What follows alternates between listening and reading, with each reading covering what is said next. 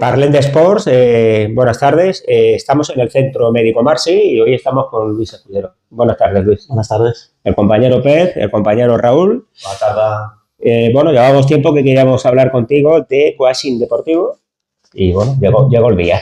El compañero te va a hacer unas preguntas sobre gustos. Sí, algo particular. No.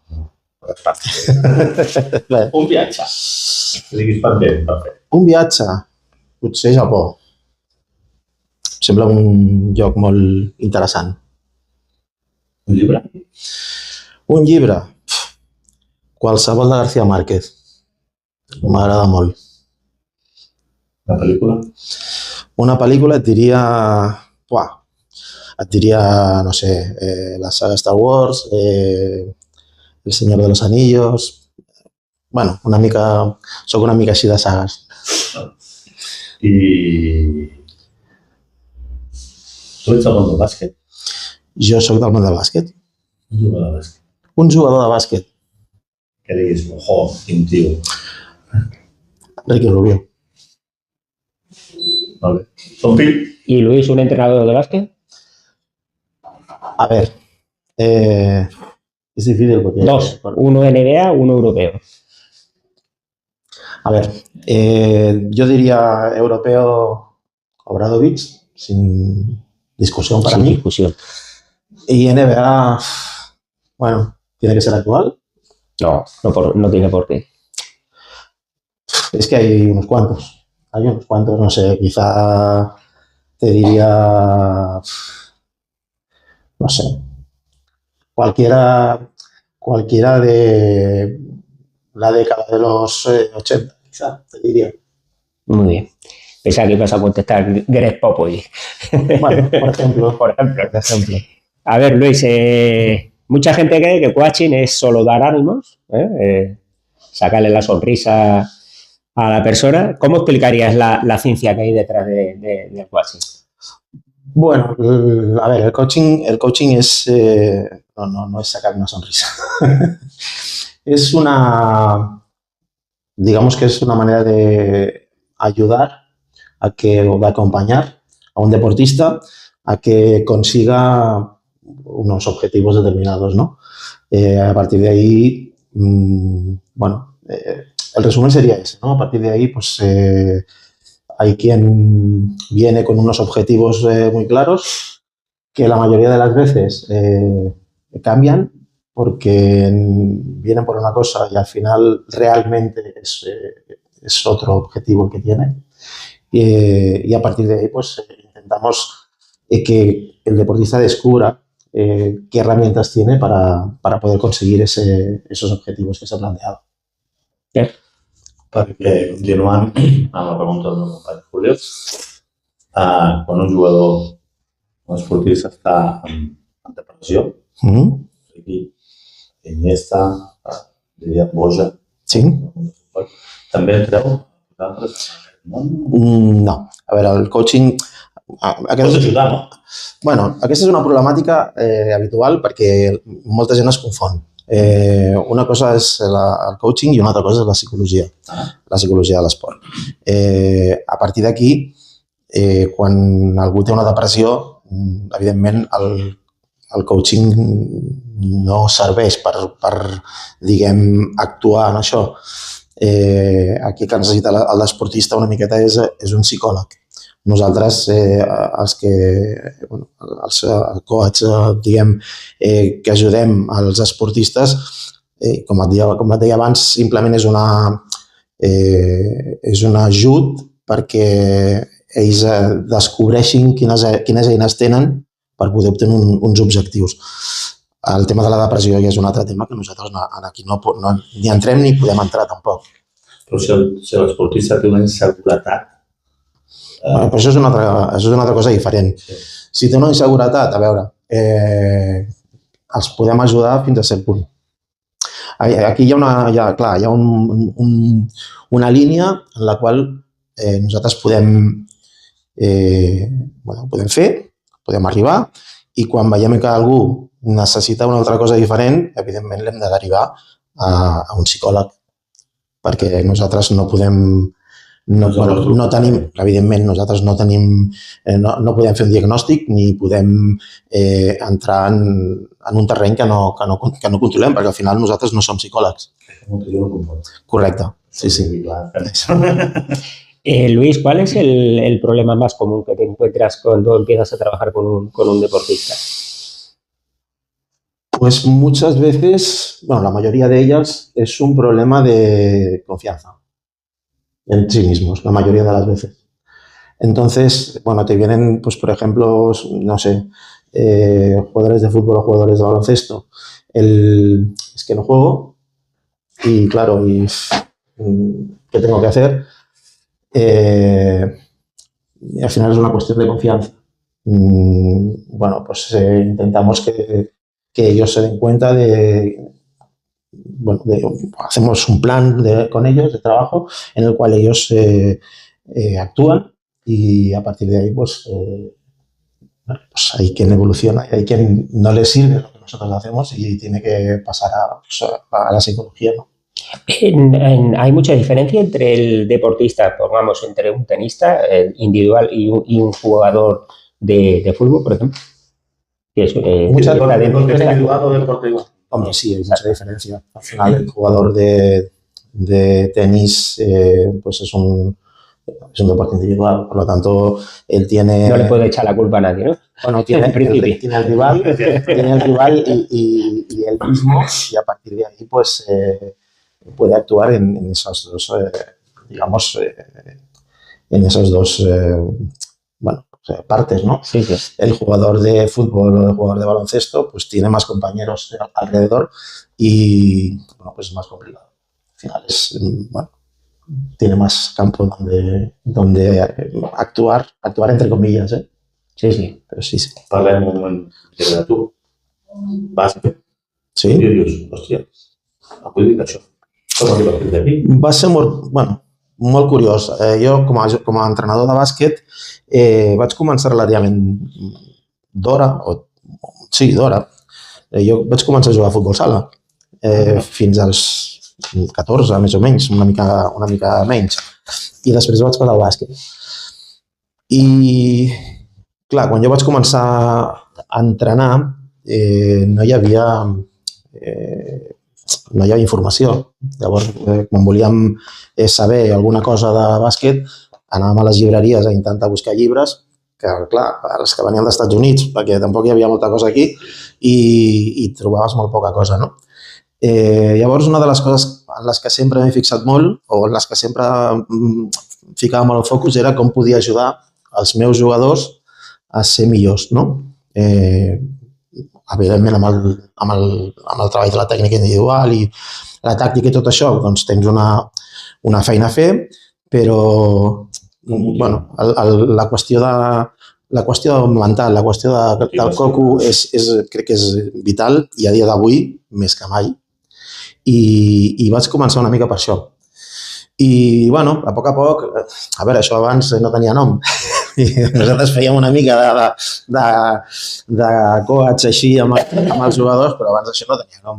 Bueno, ja fa uns quants anys que això està una mica més instaurat aquí a Europa i per mi és una eina molt potent per qualsevol entrenador, perquè bueno, t'ajuda molt a que l'esportista pugui arribar al màxim nivell que pugui tenir, clar, cadascun. Sí, és que ara quan veig que Luis Enrique ficha por el PSG para el fútbol y se lleva a su psicólogo en el staff. Guardiola se lleva a su psicólogo, parece psicólogo, ¿no? Sí, clar. Però és que avui en dia no sé si l'esportista d'abans al d'ara tenia menys pressió. Era diferent. L'esportista d'abans evidentment tenia menys pressió. Vivim en una societat ara mateix que tot és una competició absoluta per tot i molt... A la vida, sí. Sí. De redes sociales. Bueno, en tot, no? Una miqueta. La veritat és que ha canviat molt. Llavors, és important, de fet, els clubs han estat últimament, aquesta figura hi era. Perquè jo penso que és important perquè, bueno, al final tens, jo què sé, en un club d'aquesta ciutat, 50 equips cada club de bàsquet, i això són moltes famílies, són molts jugadors, i sempre tindràs algun que necessiti aquesta ajuda, ¿no? Supongo que te encuentras muchos casos de jugadores que entrenan muy bien y luego a la hora de competir, bueno, navegan. Te encuentras, ¿cómo enfocas ese problema? Hablo mucho bueno, yo es que a mí siempre me han acusado de hablar demasiado con los jugadores. Tengo la mala costumbre de hablar mucho con ellos y cuando pasa eso creo que es una cuestión sobre todo de confianza o de miedo muchas veces al error, porque confundimos, bueno, en general se confunde el error con hacerlo mal. Y el error es una parte de la evolución, ¿no? Es una parte de la formación del jugador. Por tanto, el error existe y tienen que aprender a convivir con el error, porque siempre va a estar. De hecho, siempre les pongo el mismo ejemplo, pero es que al final es verdad, ¿no? El jugador mayor anotador en la NBA, que es Stephen Curry, no tiene más del 50%, de hecho no tiene más del 45% de acierto en el tiro, ¿no? Y sobre todo, claro, los jugadores se enfocan un poco en el tiro. Cuando no anotan, juegan mal. ¿Y falla uno de cada 2 tiros o más? Claro. Entonces, claro, si un jugador que no anota ya está jugando mal para ellos, ¿no? Es difícil cambiar esa percepción y hacer que entiendan que el juego, además de anotar, tiene otras muchas facetas en las cuales pueden ayudar al equipo, ¿no?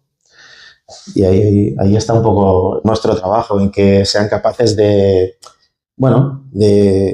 tolerar el error, porque está ahí, existe y seguirá estando. Has parlat fa un moment de la por del dubte. Sí. Vale?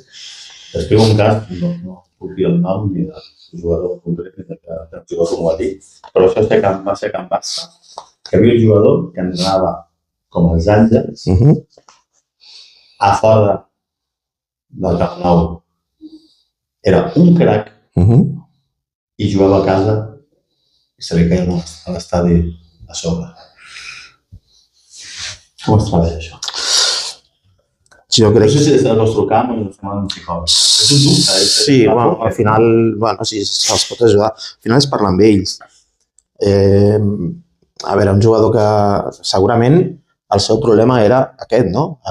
La por a fallar a algú, no? A decepcionar l'entrenador, què dirà la gent, qui està a la grada, que, clar, si no jugo bé...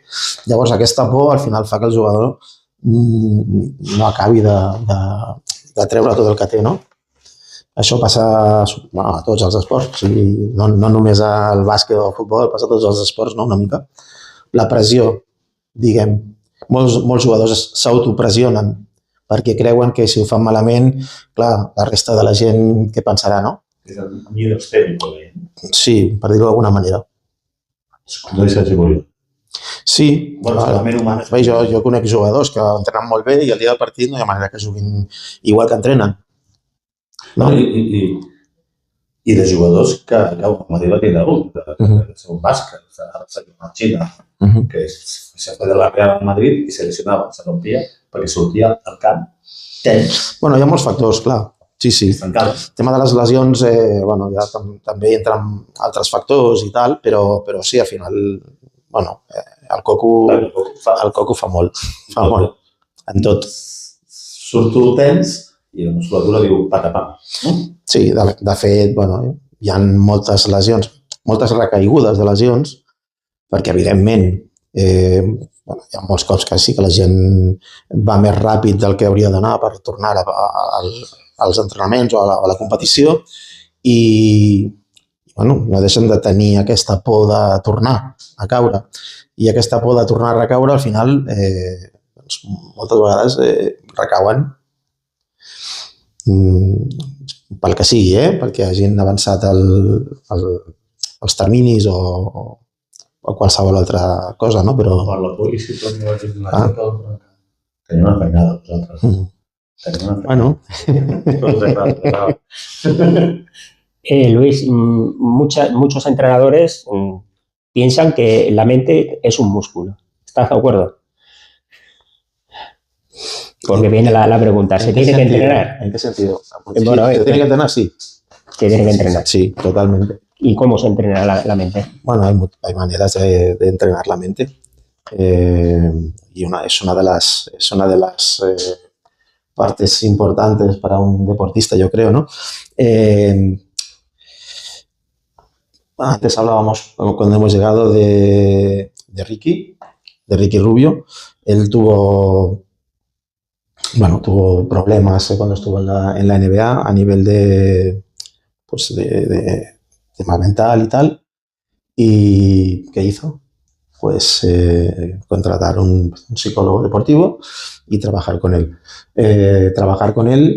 Para trabajar, para entrenar la mente, para ser capaz de controlar todo lo que tenía que controlar a la hora de salir a competir, ¿no?